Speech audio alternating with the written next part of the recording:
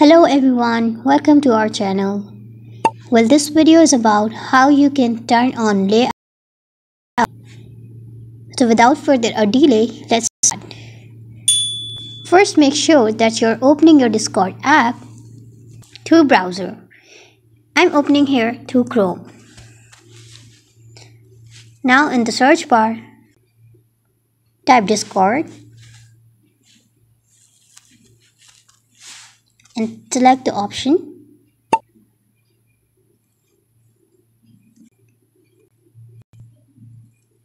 Tap on the three-bar menu icon on top left corner of your screen.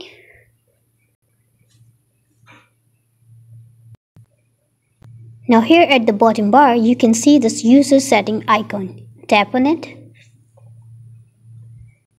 Scroll down.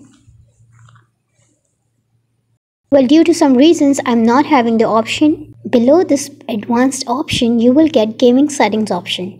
And under that, you will get the option of layout. You just have to select that option and enable it. And so the layout will be turned on. So everyone, if you found this video helpful, then don't forget to like and subscribe to our channel. Thank you.